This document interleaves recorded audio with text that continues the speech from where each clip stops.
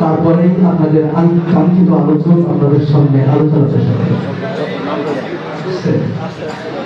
প্রথমে হাফেজ মোহাম্মদ আমির হামজা, পিতা মোহাম্মদ কাউসার আলী মোড়ল, গ্রাম বলরামপুর, থানা পাট্টঘাটা, জেলা সাতক্ষীরা।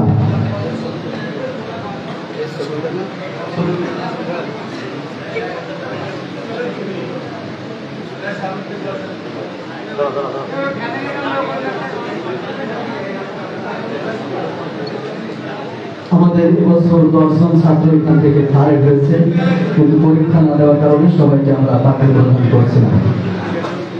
এরপরে হাফেজ মোহাম্মদ মুজাহিদুল ইসলাম, পিতা মোহাম্মদ আব্দুল কাদের, গ্রাম কোমরপুর, থানা কেশবপুর, জেলা যশোর।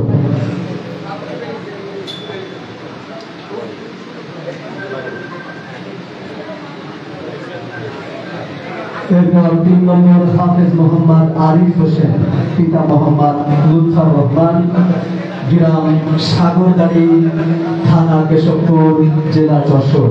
হাফেজ মোহাম্মদ আরিফ হোসেন, পিতা লুৎফর রহমান, গ্রাম সাগরদাড়ি, থানা কেশবপুর, জেলা যশোর।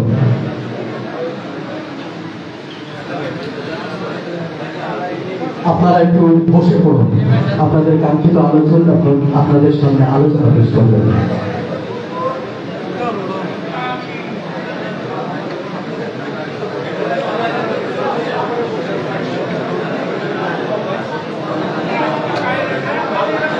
আপনারা একটু বসে পড়ুন, হট্টগোল বন্ধ করুন।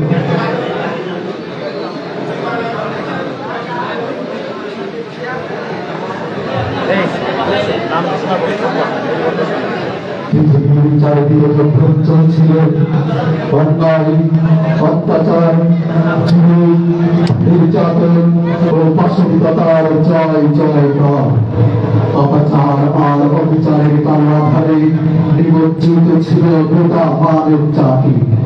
যখন নির্যাতিত, নিপীড়িত, অবহেলিত নারী জাতির গগন ভ্রান্ত চিৎকারে পৃথিবীর আকাশ আর বাতাস প্রকম্পিত হচ্ছিল, ঠিক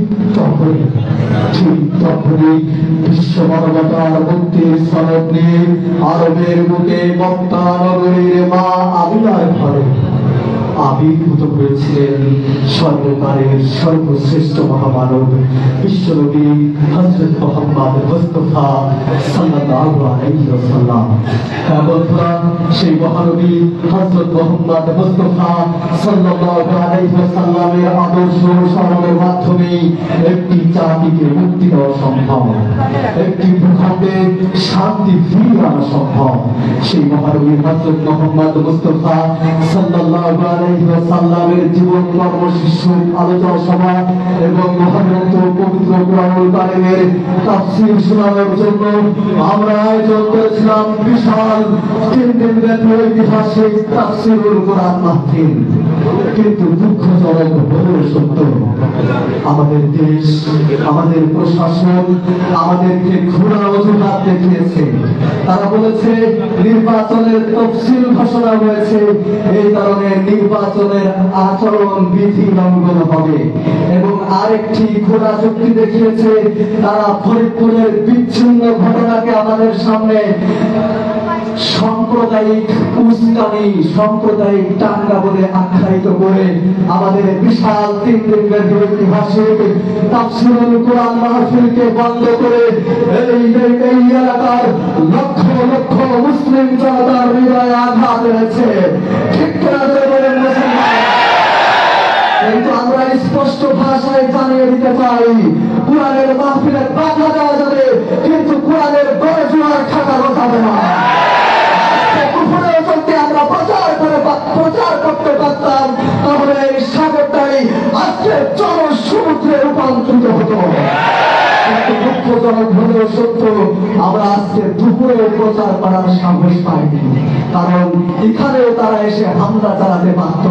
কিন্তু দুঃখজনক হলেও সত্য, আজকে আমরা এই দেশে 90% মুসলমান।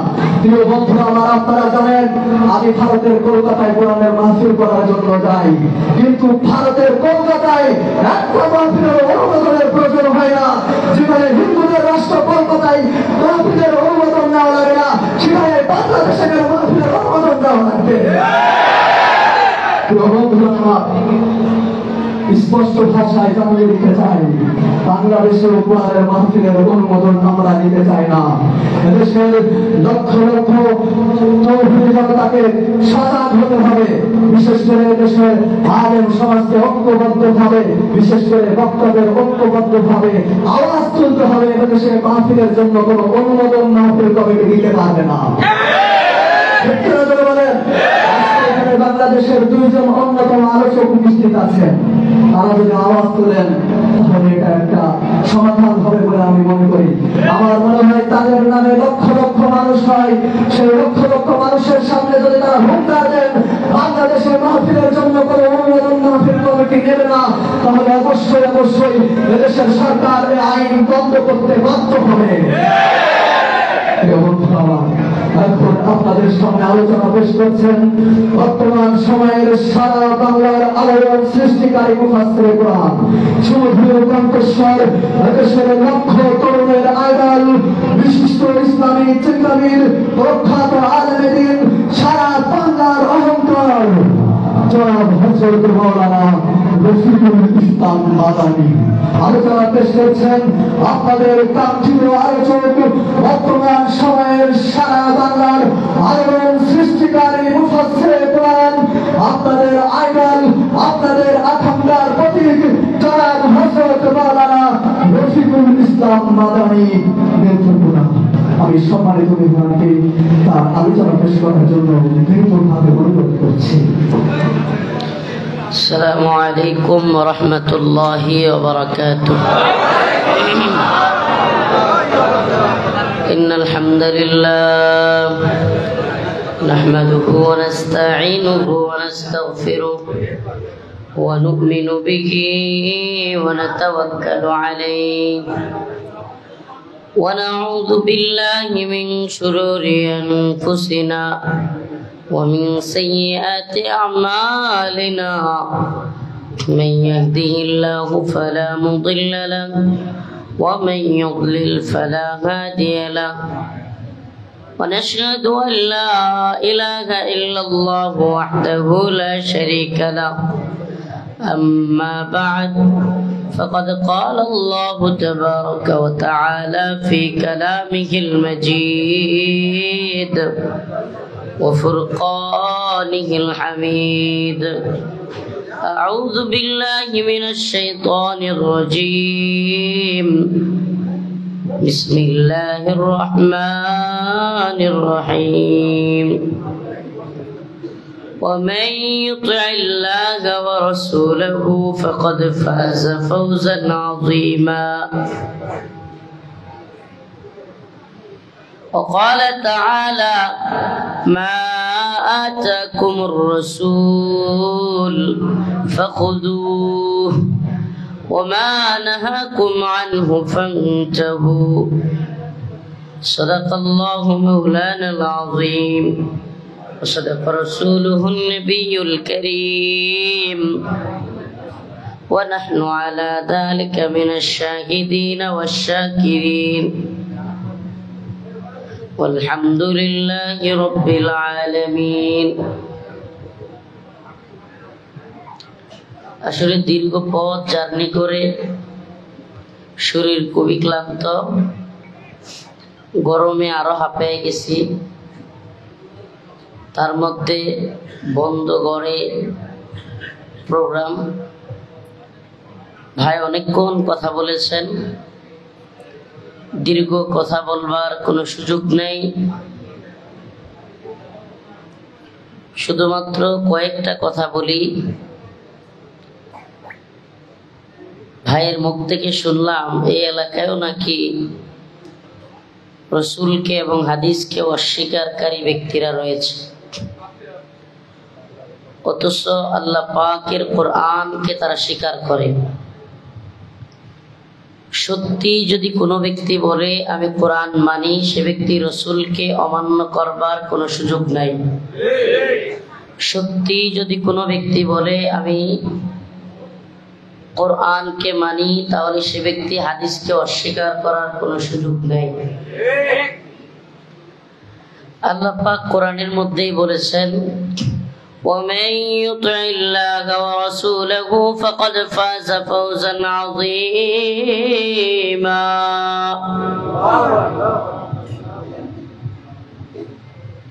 যে ব্যক্তি আল্লাহর আনুগত্য করলো, আল্লাহ রাব্বুল আলামিন আয়াতে কারিমার প্রথম অংশে বললেন, وَمَن يُطِعِ اللَّهَ,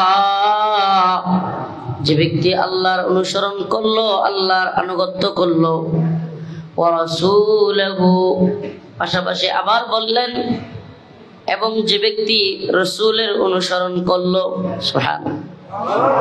তাহলে আল্লাহ তো শুধু বলতে পারতেন ওমাইয়ুতিল্লাহা ফাকাদ ফাযা ফাওজান আযীমা, কিন্তু উনি কি বললেন? ওয়ারাসূলহু। আল্লাহ বললেন যে ওমাইয়ুতিল্লাহ ওয়া রাসূলহু, যে ব্যক্তি আল্লাহর ইতাআত করলো এবং রাসূলের ইতাআত করলো। তার মানে বোঝা গেল কোরআনই বলতেছে তোমরা আল্লাহর আনুগত্য করো এবং রাসূলের আনুগত্য করো। তার মানে আল্লাহর আনুগত্যের সাথে রাসূলের আনুগত্যটা আল্লাহ পাক সম্পর্কিত করে দিলেন, সম্পৃক্ত করে দিলেন।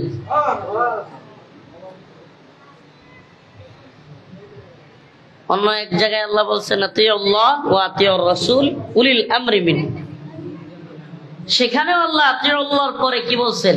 আতিউর রাসূল। সুবহানাল্লাহ। আল্লাহ পাক কোরআনে আরেক জায়গায় বলেছেন মা আতাকুমুর রাসূল ফাখুযু, রাসূল সাল্লাল্লাহু আলাইহি সাল্লাম যা নিয়ে আসছে তোমরা তা ধরো। মা আতাকুমুর রাসূল ফাখুযু ওয়া মা নাহাকুম আনহু ফান্তাহু, রাসূল যা থেকে নিষেধ করেছেন তা তোমরা কি করো? বর্জন করো। সুবহানাল্লাহ। আল্লাহ নিজে বলে দিচ্ছেন সফলতা পেতে হলে, দুনিয়ার বাহ্যিক সফলতা এটা বিভিন্ন ধরনের। কেউ মনে করে কোটি টাকার মালিক হইলে সফল, কেউ যশোর শহরে একটা বাড়ি করতে পারলে ভাবে সফল, যদি ঢাকা শহরে বাড়ি করতে পারে তাইলে তো তার চাইতে বড় সফল কে? তার আশপাশে যাওয়া যায় না। আবার অনেকে আছে একটা বড় BMW পাজারো গাড়ি কিনতে পারলে নিজেকে সফল মনে করে, কেউ এলাকার চেয়ারম্যান হইতে পারলে সফল মনে করে, কেউ 100 কাঠা জমি কিনতে পারলে নিজেকে সফল মনে করে। কিন্তু এই দুনিয়ার হালতে আল্লাহ পাক সফল হওয়ার মানদণ্ড যেটা নির্ধারণ করেছেন, যদিও মুমিনের আসলি সফলতা, মুমিনের প্রকৃত সফলতা দুনিয়াতে পাবার কোনো সুযোগই নাই। আল্লাহ পাক বলেন ফামান যুহজিহা আনিন নার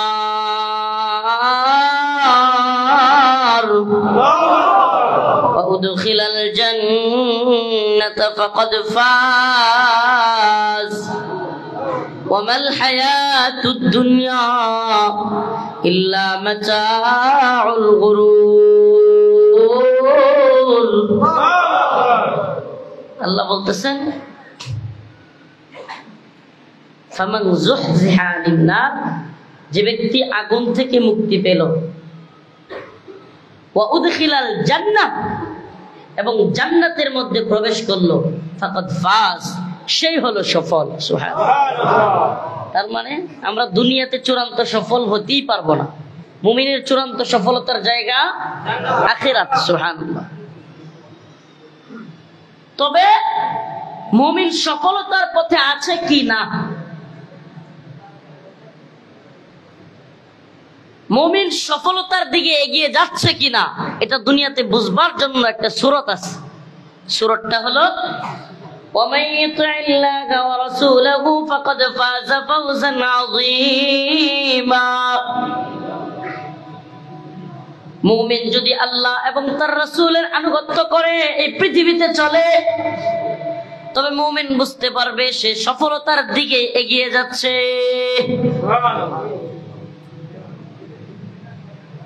ও প্রিয় ভাই, যেখানে আল্লাহ রাব্বুল আলামিন সুস্পষ্ট বলতেছেন মুমিনের সফলতার পথ হলো আল্লাহর পথে চলা এবং তার রাসূলের আনুগত্যের পথে চলা, যেখানে আল্লাহ রাব্বুল আলামিন বলে দিচ্ছেন মা আতাকুমুর রাসূলু ফাখুযুহু ওয়া মা নাহাকুম আনহু ফান্তাহু।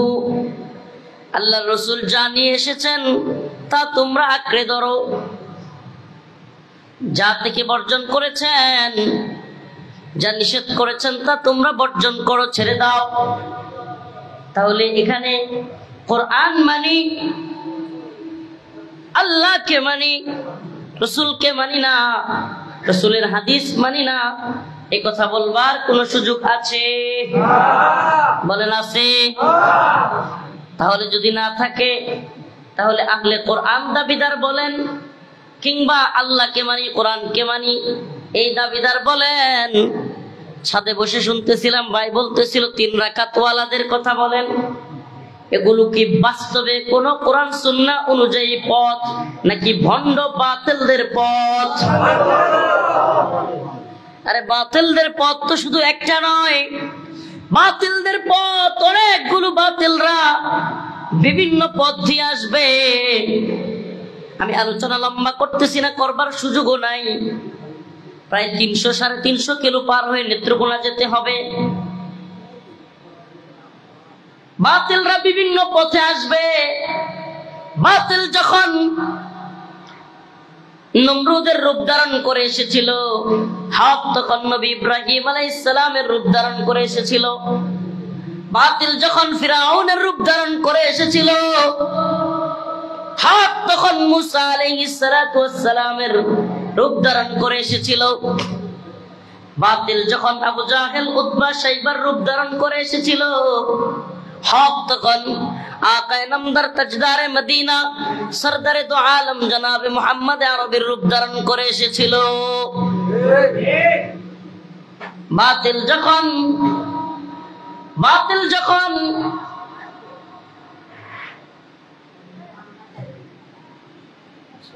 কাদিয়ানী রূপ ধারণ করে এসেছিল, হক তখন শাহ আতাউল্লাহ বুখারী রূপ ধারণ করে এসেছিল। বাতিল যখন বর্তমান সময়ে হিজবুত তাওহীদের রূপ ধারণ করে এসেছে, ভাই মুফতি রিজওয়ান রফিকি হকের রূপ ধারণ করে আবির্ভূত হয়েছে। বাতিল যদি আহলে কোরআনের রূপ ধারণ করে আসে, বাতিল যদি হিন্দুত্ববাদের রূপ ধারণ করে আসে, বাতিল যখন ব্রিটিশের রূপ ধারণ করে এসেছে, উপমহাদেশে হকের ঝান্ডা নিয়ে উলামায়ে দেওবন্দ চলে এসেছে, ঠিক তেমনি ভাবে আজকে যদি হিন্দুত্ববাদীরা, আহলে কোরআন ওয়ালারা হিজবুত তাওহীদের রূপ ধারণ করে কেউ আসে, হিন্দুত্ববাদের রূপ ধারণ করে বাতিল আসে, এমনকি আহলে কোরআনের দাবিদার রূপ ধারণ করে কেউ আসে, তবে আমরাও বলে দিতে চাই, আমরা হকের ঝান্ডা নিয়ে শত বাতিলের মোকাবেলা করার জন্য প্রস্তুত আছি। আমরা শত বাতিলের বিরুদ্ধেও, শত বাতিলপন্থীদের কামানের মুখোমুখি দাঁড়িয়েও আল্লাহু আকবার বলতে প্রস্তুত আছি।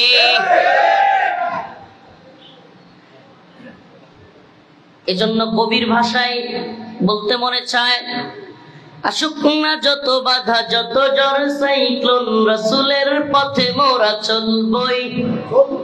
চলবেন তো? আসুক না যত বাধা, যত ঝড় সাইক্লোন, রাসূলের পথে মোরা এ জীবন বাজি রেখে দিনের নিশান মোরা বাংলার আকাশে উড়াবই। আসুক না যত বাধা, যত ঝড় সাইক্লোন, রাসূলের পথে মোরা চলবই।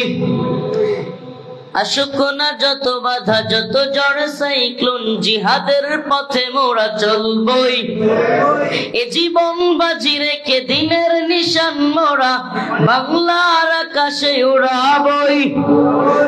মোরা কামানের মুখোমুখি দাঁড়িয়ে আল্লাহু আকবার বলবই। আসুক না যত বাধা, যত ঝড় সাইক্লোন রাসূলের পথে মোরা। তো বাতিল যত রূপ ধারণ করে আসুক, হকের ঝান্ডা নিয়ে উলামায়ে কেরাম এগিয়ে যাবে। উলামায়ে কেরামের সাথে থাকবেন তো ইনশাআল্লাহ? যত বাতিল আসুক মোকাবেলা করবার সাহস আছে তো ইনশাআল্লাহ? কাদিয়ানি ফিতনা, আহলে কোরআনের ফিতনা, হিজবুত তাওহীদের ফিতনা, হিন্দুত্ববাদী ফিতনা, যত ধরনের কুফরি মতবাদ, যত ধরনের শিরকি মতবাদ, যত ধরনের বাতিল গুমরাহি মতবাদ আছে, আসতে থাকুক। উলামায়ে হকের পক্ষে একটা দল, লা তাসালু তাইফাতুম মিন উম্মতি ইকাতিলুনা আলাল হক যাহিরিনা ইলা ইয়াউমিল কিয়ামাহ। কিয়ামতের আগ পর্যন্ত একটা দল হকের পক্ষে, আল্লাহর রাসূলের পক্ষে, দ্বীনের পক্ষে যুদ্ধ করে যাবে। সুবহানাল্লাহ। ওই দল বিজয়ী হবে, আল্লাহ পাক বিজয়ী করবেন ওই দলকে। ওই দলের পক্ষে যারা থাকবেন তারাই হবে গোরাবা, তারাই হবে গোরাবা। গোরাবা, গোরাবা কি? রাসূল সাল্লাল্লাহু আলাইহি সাল্লাম বলেছেন, শেষ জামানায় অবস্থা এমন হবে যে দ্বীনের পক্ষে হক কথা বলবার লোক কমে যাবে।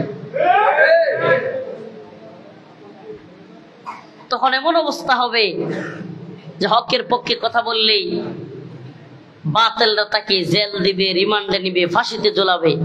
কিন্তু তখনও একদল ব্যক্তি, আল্লাযীনা ইসলিহুন ইযা ফাসাদান নাস, মানুষকে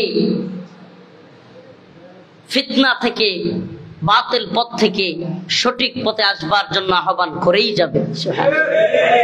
মানুষ যখন ফাসাদের মধ্যে, ফিতনার মধ্যে পড়ে যাবে, আল্লাযীনা ইসলিহুন, তারা তখন সঠিক পথের আহ্বান করবে। এরাই হলো গোরাবা, এরাই হলো গোরাবা।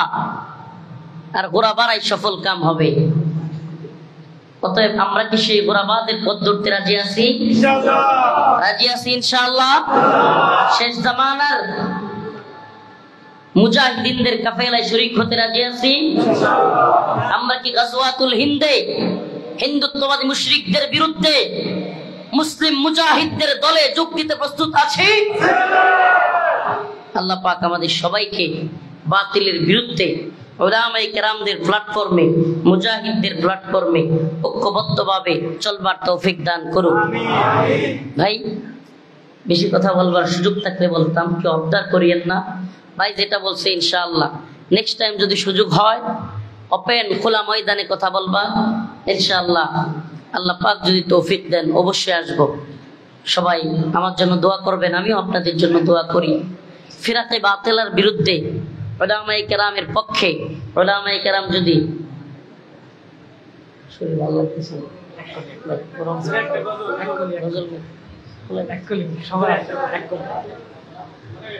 ওই শক্ত প্রাচীর ঘেরা বন্ধুর পথ লঙ্ঘন করে সামনে এগিয়ে যাব। ওই শক্ত প্রাচীর ঘেরা বন্ধুর পথ লঙ্ঘন করে সামনে এগিয়ে যাব। মোরা মৃত্যু জয়ী সত্যের সৈনিক দল, গন্তব্যে গিয়ে ক্ষান্ত হব। বিশ্বভুবনে মুদের উপমা, মোরা ফুল সমা তলোয়ার সম। বিশ্বভুবনে মুদের উপমা, মোরা ফুল সমা তলোয়ার সম। সুবাস ছড়াব কবু জালিমের রক্তে, জগৎ ভাসিয়ে ক্ষান্ত হব। মোরা মৃত্যু জয়ী সত্যের সৈনিক দল, গন্তব্যে গিয়ে ক্ষান্ত হব। আমরা কোন জালিমকে ভয় করি না, শুধু জালিমদের বিচার, ফরিদপুরের সেই কুখ্যাত নফিসাসদের বিচার রাষ্ট্র এবং সরকার করতে ব্যর্থ হয়, আমরা ওপেন ঘোষণা দিচ্ছি ওই চেয়ারম্যান এবং মেম্বারকে আমরা বাংলার জমিনে বিচার সাইজ করে দিব ইনশাআল্লাহ।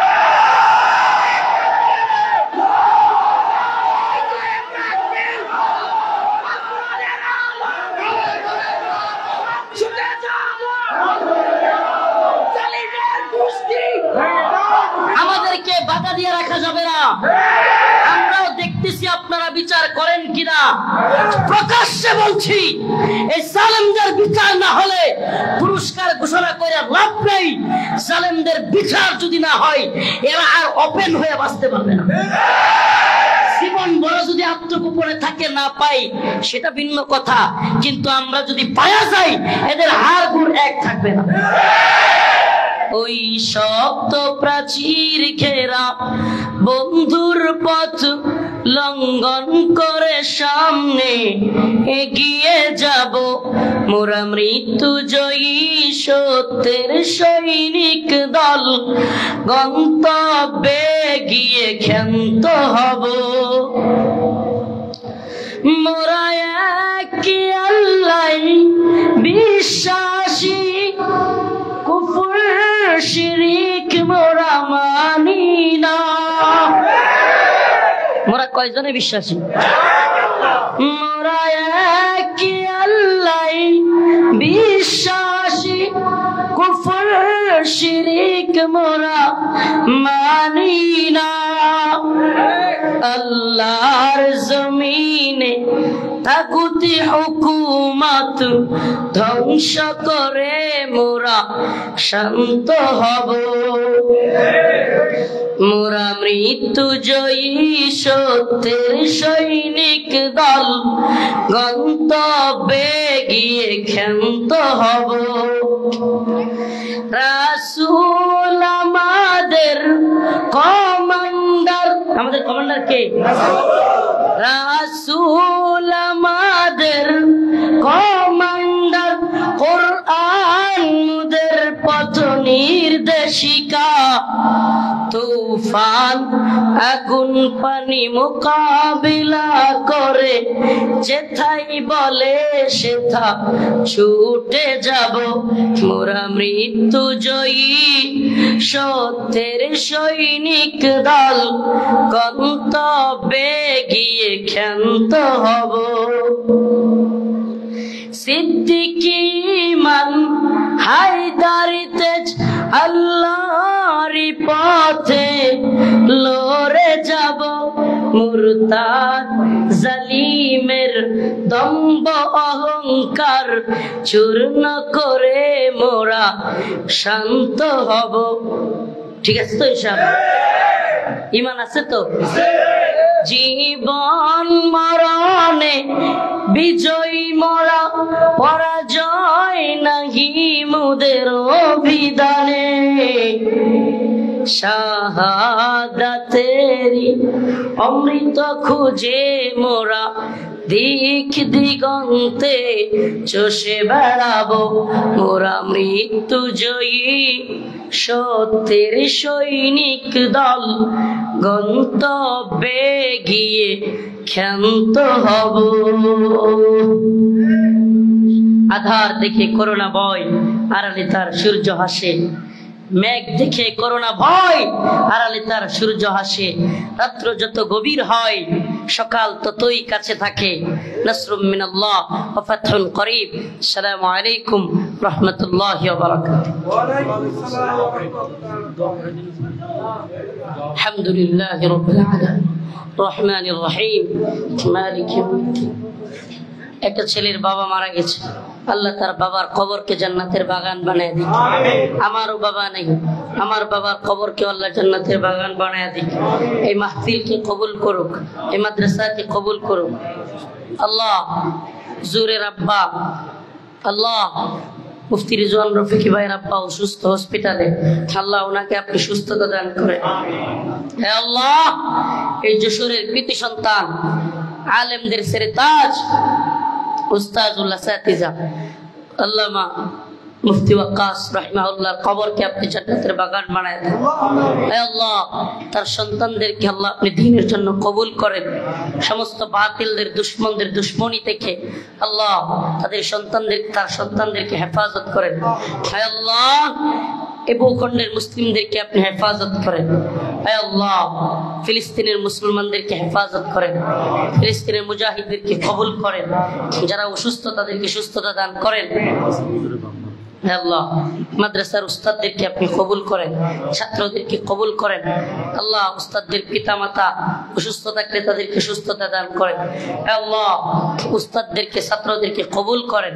হে আল্লাহ, যারা ঋণগ্রস্ত তাদের ঋণ পরিশোধ করার তৌফিক দান করেন।